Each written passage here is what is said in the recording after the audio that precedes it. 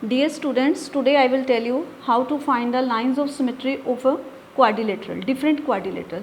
So student, as you know, quadrilateral is a four-sided closed figure is known as quadrilateral. कोई भी four side का जो close figure हमारे पास होता है उसको हम क्वाड्रिलेटरल बोलते हैं. तो क्वाड्रिलेटरल में सबसे पहले हम लोग रेक्टेंगल की lines of symmetry find out करेंगे कि how many lines of symmetry does a rectangle has.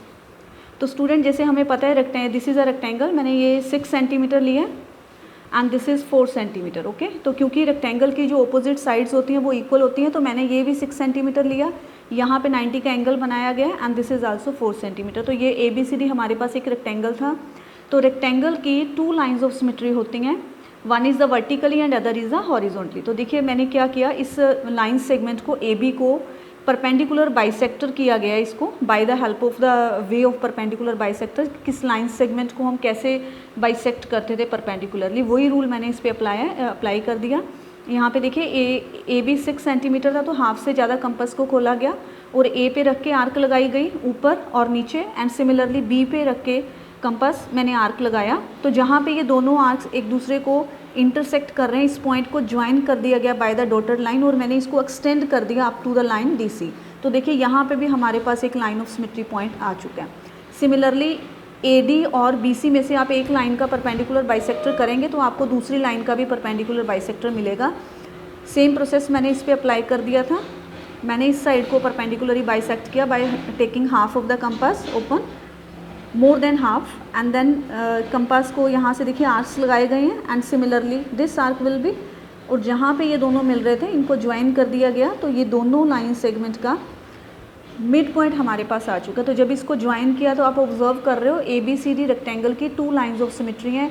Means अगर आप रेक्टेंगल को इस लाइन के अबाउट फोल्ड करेंगे तो ये पूरा पार्ट देखिए यहाँ पे कोइंसाइड करेगा, और जब आप रेक्टेंगल को वर्टिकली ये लाइंस ऑफ सिमेट्री के फोल्ड करेंगे तो ये वाले जो पॉइंट्स हैं C and B they will coincide with D and E. Okay, तो स्टूडेंट अब हम वर्कशीट 3 का क्वेश्चन 2 कर रहे हैं, जिसमें कि लाइंस ऑफ सिमेट्री बतानी थी आपको स्क्वायर की बाय पेपर फोल्डिंग. तो मैंने यहाँ पे एक पेपर फोल्ड ऑलरेडी देखिए यहाँ पे स्क्वायर लिया था मैंने, मैं आपको ये शो कर दूँगी. देखिए ये स्क्वायर लिया गया था. इस स्क्वायर में क्योंकि हमने lines of symmetry find out करनी है बाय द पेपर फोल्डिंग, तो सबसे पहले देखिए हम इसकी इस तरीके से पहले पेपर को फोल्ड किया गया. तो ये जो लाइन आपके पास आएगी बिल्कुल सेंटर में, मैंने इसको हाईलाइट कर दिया पेंसिल से, तो ये आपको नज़र आ रही है. सिमिलरली देखिए इस तरीके से जब आप इसको फोल्ड कर रहे हैं तो सेकेंड लाइन ऑफ सिमेट्री आपके पास आएगी. ओके, तो ये वाली देखिए सेकेंड लाइन ऑफ सिमेट्री आई अपने पास. उसके बाद हमने इसको डायगनली मैंने फोल्ड कर दिया स्क्वायर को. जब आप इसको डायगनली फोल्ड कर रहे हैं तो हमारे पास एक डायगनल की देखिए ये अगेन ये थर्ड लाइन ऑफ सिमेट्री आपके पास आई है.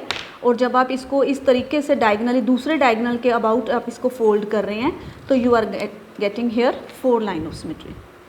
तो students you are observing here this is a 1 line of symmetry. मैंने इसको A से मेंशन कर दिया. ये पूरी लाइन जो है लाइन ऑफ सिमेट्री बनी है स्क्वायर की. सेकेंडली हमारे पास ये लाइन बनी पूरी डायगनली जो लाइन बनी है लाइन ऑफ सिमेट्री है. Third one is the C, this is a line of symmetry, and fourth one is a D. तो एक स्क्वायर की 4 लाइंस ऑफ सिमेट्री होती हैं जो कि हमने पेपर फोल्डिंग मेथड से अभी सीखी. Okay, now I will tell you how many lines of symmetry of a square. तो इसमें क्वेश्चन हम ले रहे हैं, क्वेश्चन नंबर 4 है. आपको line of symmetry find out करनी थी एक काइट की. तो how many lines of symmetry does a kite have. तो यहाँ पे देखिए मैंने एक काइट बनाया. काइट की प्रॉपर्टी क्या होती है कि इसकी जो ये दोनों साइड्स हैं ये दोनों इक्वल होती हैं और ये दोनों साइड्स आपस में इक्वल होते हैं. Means these 2 sides are unequal but these are 2 equal, ये आपस में इक्वल होती हैं. ओके, तो यहाँ पे मैंने एक काइट बनाया. इसके बाद देखिए काइट की 1 लाइन ऑफ सिमेट्री होती है जो कि डॉटेड लाइन से शो की गई है. यहाँ पे हम इस एंगल का बाइसेक्ट करेंगे वेरी क्लियरली. आप जो भी काइट कंस्ट्रक्ट करेंगे उसमें इस एंगल को जब आप बाइसेक्ट करेंगे तो आपको लाइन ऑफ सिमेट्री मिलेगी. और जो ये वर्टेक्स हमारे पास हैं, मान लीजिए इसको हम D कहते हैं, तो A और C विल बी कोइंसाइड जब हम इस लाइन के अबाउट इसको फोल्ड करेंगे. Okay, and now we are going to discuss about the line of symmetry of a isosceles trapezium. देखिए ट्रेपीजियम जनरली जो ट्रेपीजियम होता है इसमें क्या प्रॉपर्टी होती है कि इसकी 1 पेयर जो होता है साइड्स का वो पैरेलल होता है और दूसरा पेयर जो है वो non parallel and not equal होता है. मतलब ये दोनों साइड्स इक्वल नहीं होती हैं. बट क्योंकि हम आइसोसेलेस ट्रेपीजियम की बात कर रहे हैं तो ये प्रॉपर्टी इसमें इंक्लूड होगी कि ये जो नॉन पैरेलल साइड्स हैं, these are two non parallel sides AD and BC, ये साइड्स ऑलरेडी हमारे पास इक्वल होंगी, ठीक है, ये साइड्स आपके पास इक्वल हैं, तो ये एक आइसोसेलेस ट्रेपीजियम है। तो देखिए वेरी क्लियरली, जब आप इस लाइन और ये लाइन, इन दोनों में से किसी एक लाइन का परपेंडिकुलर बाइसेक्टर जब आप करेंगे तो आपके पास आइसोसेलेस ट्रेपीजियम की वन लाइन ऑफ सिमेट्री आपके पास आएगी। तो मैंने इसी लाइन सेगमेंट को, देखिए मैंने DC का परपेंडिकुलर बाइसेक्टर किया था, वही रूल मैंने अप्लाई कर दिया। किसी लाइन सेगमेंट का कैसे परपेंडिकुलर बाइसेक्टर आप करते हैं, हाफ से ज़्यादा कंपास खोल के हमने आर्क्स लगाई थी दोनों वर्टिसेस पे 1 बाय 1, और जो ये पॉइंट्स थे हमारे पास, इनको ज्वाइन किया गया, तो हमें आइसोसेलेस ट्रेपीजियम की सिमेट्री जो कि 1 है, हमें वो देखने को मिल रही है। ओके स्टूडेंट्स, तो remaining question you will try your self, and if there is any problem discuss with your teachers. Thank you and have a nice day.